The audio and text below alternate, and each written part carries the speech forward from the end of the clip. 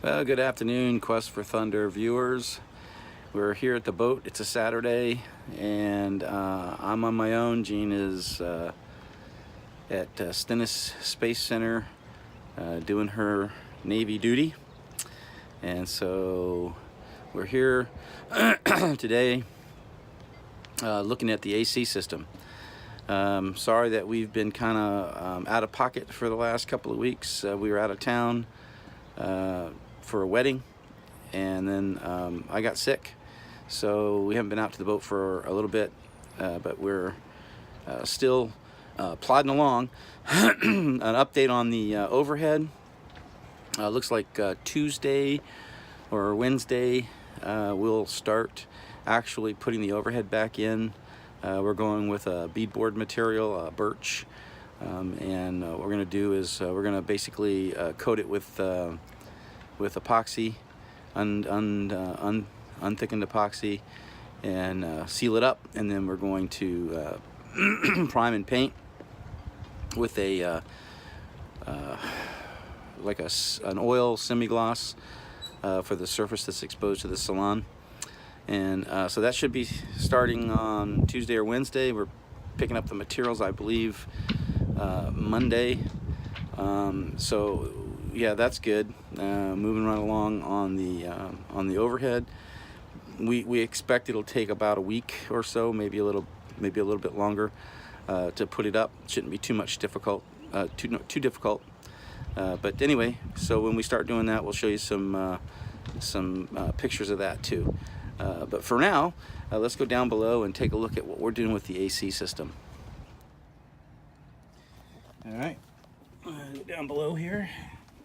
Take a look. What's going on?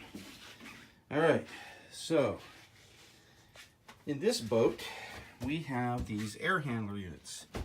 Here's one right here. This one failed, and this is what started the whole AC business in the first place. Taking a look at all of the AC. These air handler units, excuse me, that you see here are probably original to the boat, or very soon after the boat was built. These were put in. They're pretty old, and there are 4 of them.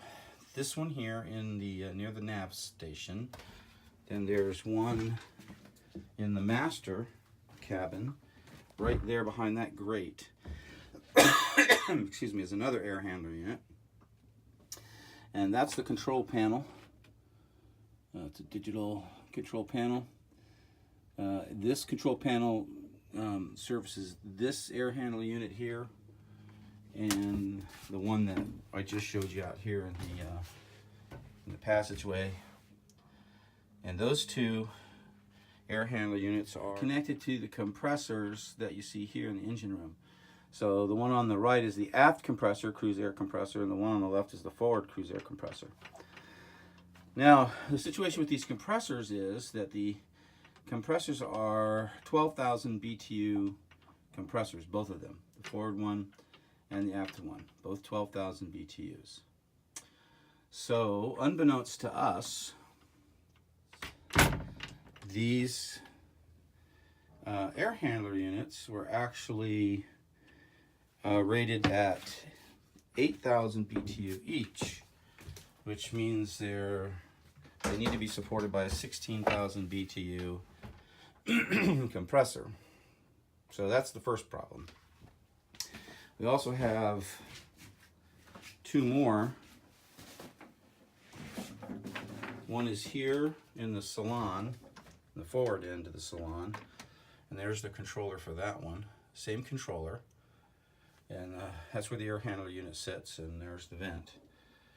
And then there's another one in this forward cabin, but you really can't see it very well. There's the intake for it. Same thing as in the other cabins, as in the other sections of the boat. So each of these are 8,000 also, and again, fitted to a 12,000 BTU AC unit. Excuse me, sorry. Still coughing, just getting over this, whatever it was, it's upper respiratory stuff, and it's really give me fits. So, what's the dilemma?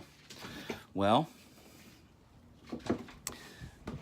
the dilemma, I'm going to go up here where it's a little cooler, sit, is, quite frankly, for replacing 4 air handler units and properly sizing them with a 6,000 BTU air handler unit or even a 4,000 BTU air handler unit, for 4 is going to cost about $11,000, 10,900 bucks to have them removed and repiped and installed. And that is just more than I want to spend right now, more than I can afford to spend right now. The AC units weren't something that we were expecting to have a problem with. They seemed to be operating okay. When we bought the boat, when we surveyed the boat, and we ran it a little last summer, sorry. Of course, being in the marina, we haven't used it much because we don't live on the boat and we're only out here doing work periodically. And so we just open up all the hatches and we're out on the end of the pier. You can see behind me there's nothing behind us, so we get the breeze. So it really hasn't been an issue. But when we want to start living on the boat and we want to be able to use the boat in places where it may not be as breezy when we pull in, and so we really want, and of course, you know, Gene's is like, no, gotta have air conditioning. So went to put the unit in service this summer. It's been very hot and humid, and when I did, I noticed that there was no air coming from the one air handling unit by the nav station, so I opened it up, and sure enough, it was freezing up, which meant the fan was bad. And of course, their package unit, you can't just replace the fan, you gotta replace the whole thing. And so it prompted a call to North Marine, which is the service organization that we use to do stuff that's beyond my capability, like AC work. And they came out and shot the whole program, and that's when we figured out that the system's improperly sized. So, what are we going to do? Well, as of right now, what we're going to do is we're going to put the aft unit back in service. So we're going to repair or replace the one air handler unit with an appropriately sized unit, and we're going to continue to run with the other one in the main cabin as is. Now, that's not in accordance with factory manufacturing for Cruise Air. They don't recommend that. But then again, they don't recommend oversized air handlers to the compressor either. And you know, I don't know how many years it's been like that on this boat, and it seems to be okay. So I don't think that it's going to be too much of a problem for a little while to run it that way. At least that way we could get the AC up and running, and we can set it to, you know, 77, 76, 78 in here, whatever, so that when we're not in the boat, at least it's taking out the humidity to help you know, maintain things in the boat. Because the humidity, you know, this is Houston, and I can't leave the ports open because of the rain, so you get no airflow in there, and that's a problem. So we get humidity, we get rust on things. Just not a good situation, so we need to get the air up. So that's what we're going to do. So I've already talked to North Marine about what we just discussed about putting it back in service, but doing it by just replacing that one air handler unit, and just getting that aft unit back up and running.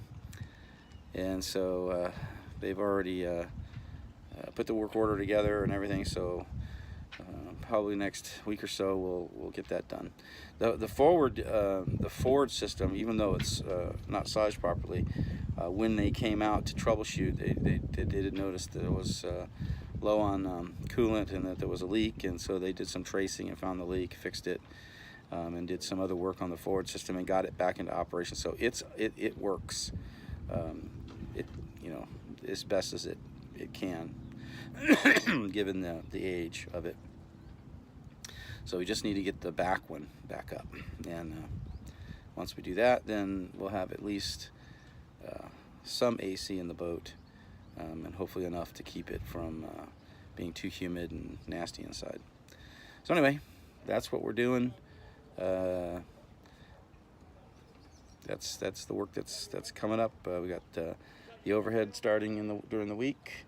I've got a guy who's helping me with that, so he's going to be coming out here during the week, and then of course we got the AC once they can get it on the schedule. What does that leave us? Well, as far as sailing the boat is concerned, we're ready to go. We've done everything that needs to be done to make the boat safe to sail. We've changed out standing rigging, running rigging.